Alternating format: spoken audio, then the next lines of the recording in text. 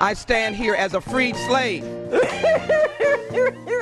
Yes, I love technology, but not as much as you see. But I still love technology, always and forever. I was born my papa's son. When I hit the ground, I was on my run.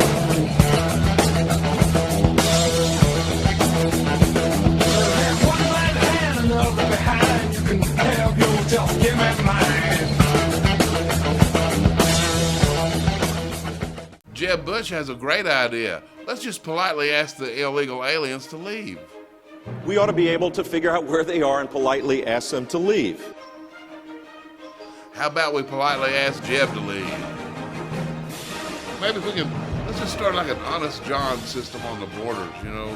Have self-serve immigration, get your own papers. Now here's a back rubber and an Obama phone and the welcome basket. And I love these people say, I don't believe in God. I'm not a Christian, but I'm spiritual. Oh, what the hell's wrong with you? Sit down and shut up. What is it? Well, I have telepathic connections. If someone's baking an apple pie, I can hear the apples crying. The earth, she's crying.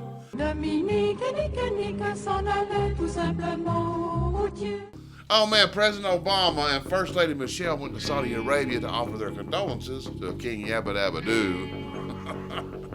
Anyway, long story short, now I'm no fan of Michelle Obama, but I love seeing anybody put the Saudis in their place. And Michelle refused to cover her head as required by Saudi Arabian law. Can you imagine him trying to put it on her? Miss Obama, we'd like you to wear... Never mind. Anyway, she didn't wear it, and then Saudi Arabian television actually blurred out her image, like on our TVs, like they do if somebody's naked. Maybe they're onto something there, huh? When Michelle refused to cover her face, this made Obama nervous. And then they said he promptly ran over and changed it to a burqa and started serving everyone hummus. And welcome to Intellectual Froglegs.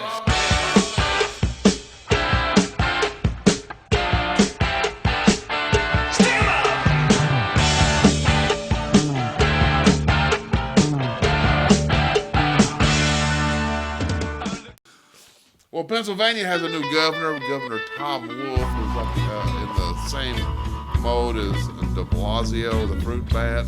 Anyway, this new progressive governor just nominated a transgender to be Pennsylvania's physician general.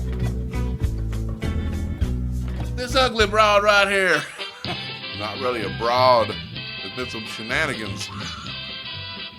Marsha!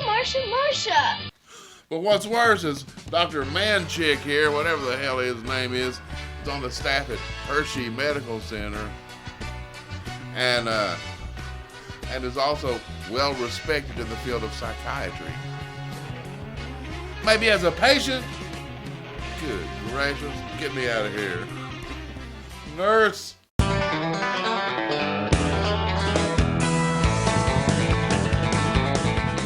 ABC News' George Stephanopoulos, whatever his name is, Snuffleupagus. George Snuffleupagus.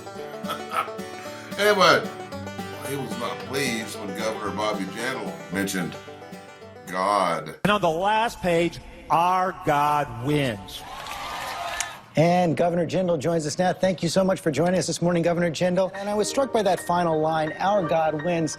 How do you think that lands in a country of 320 million people, of many different kinds of spirituality, many different kinds of faith, many who believe in no God at all? Excuse me, I'll take this one, Governor. Because, George, screw you and screw them. We are absolutely a Judeo-Christian nation. We were founded as such, and we are endowed by our Creator. And yes, there is only one God, and it is our God. And contrary to your radical left Ivy League know-it-alls, it is not wrong, illegal, or unconstitutional for the majority to publicly recognize our values and Christian traditions. Furthermore, there is no wall of separation between church and state in our Constitution, just as Thomas Jefferson's letter to the Danbury Baptist is not part of our Constitution. jerk. So, from George Washington to Abraham Lincoln, Ronald Reagan, every one of our great presidents not only referenced God, but believed in God. So how about you do your damn homework, you commie freak? Thank you. In the midnight hour, she cried more. With a rebel yell, she cried more.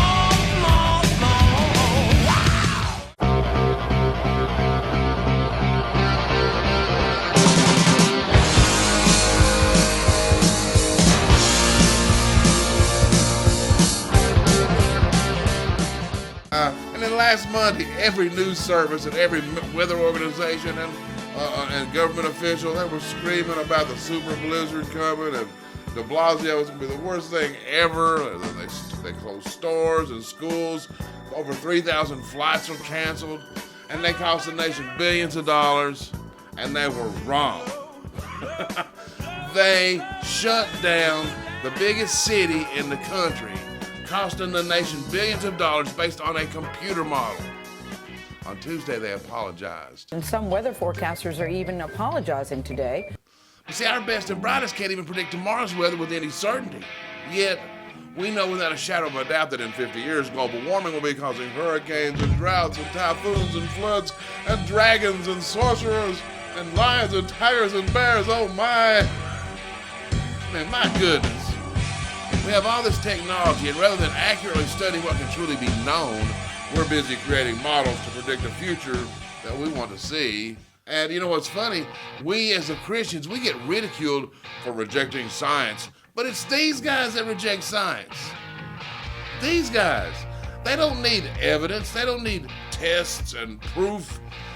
Their science is based on a popularity poll, a consensus of scientists, and every one of those scientists get funding from the government. Follow the money. But how are these guys any different than medieval wizards? We can change the climate. And I want to make it darn clear, Mr. Kenny's not a scientist. I am. He's the CEO of the Weather Channel now. I was the founder of the Weather Channel, not the co-founder. And I'm glad you did, because I am addicted to the Weather Channel. I watch a lot of cable news. Now, hold on just a minute. I'm not done. And CNN has taken a very strong position on global warming that it is a consensus. Well, there is no consensus in science. Science isn't a vote. Science is about facts. What I do wonder is when you see the government, when you see NASA, when you see other institutions say that 97% of climate scientists agree, do you think they're making it up? What I don't understand is how you square that. Well, that's a manipulated figure, and let me explain it to you. 97% of the scientific reports published support global warming. Why? Because those are the ones the government pays for, and that's where the money is. It's real simple, but that doesn't mean it's right. That doesn't make it true. That only makes it bought and paid for. I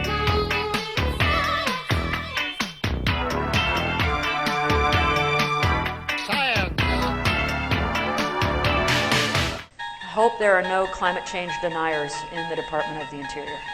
But see, when you're listening to these people talk about the climate and stuff, you can tell when somebody's being honest, and you can tell when somebody's lying and pushing an agenda. See, these agenda-based scientists, these global warming scientists, they never say they don't know something. Never. It's the honest scientists, the honest physicists and climatologists that will tell you that the more we know that we don't know. I'm up on the tight wires. One side's ice and one is fire. It's a circus game with you and me.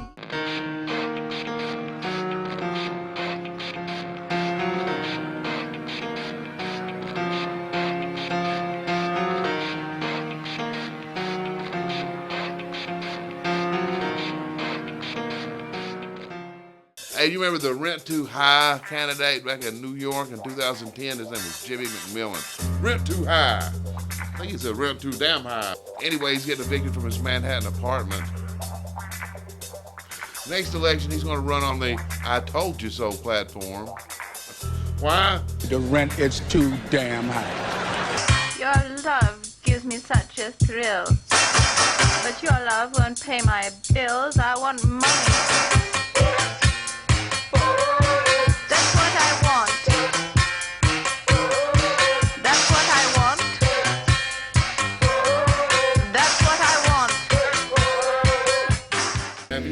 new Attorney General, Eric Holder's replacement, Loretta Lynch, another radical, another one of these radical lefties saying waterboarding is torture, so it's unconstitutional. Well, you know what? Let me tell you, Miss Loretta Lynch, or if that's really your name.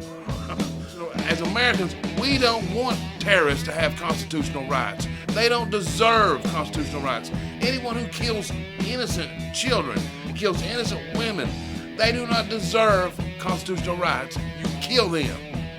Dead.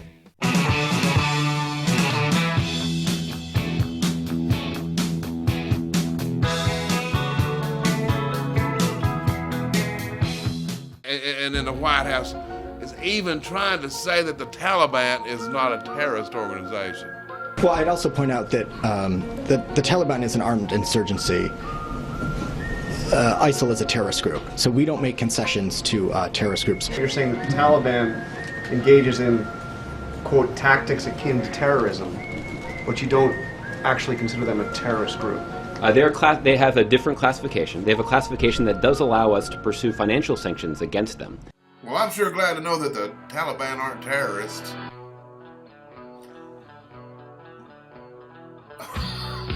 You know, and if you want to know the true mindset of these radical Marxists like Obama and Holder and de Blasio and all these socialistas around the globe, just check out this clip of Obama.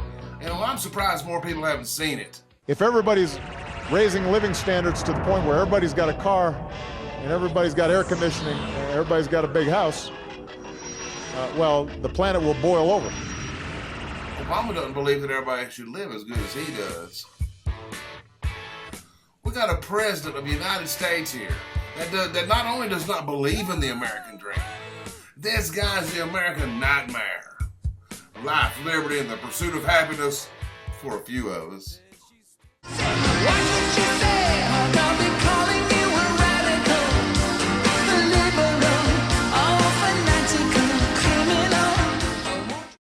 Anyway, thank you guys so much for being here. Stop by the website, subscribe to the show alerts, and donate if you can. And if you're too broke to donate, well, we're probably cousins.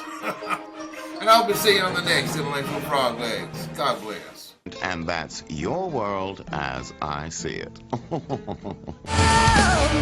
an offer that I can't refuse. Make me respectable. This is my last time in the unemployment line. I've got a married life. I'll take a long night, impossible odds. Keeping my back to the wall. If it ain't all that is just what I am. Well, I'm gonna be other kind of man. Keeping my mind on a better life. Where happiness is only a heartbeat away. Paradise, can it be all I heard it was? I close my eyes, maybe I'm already there.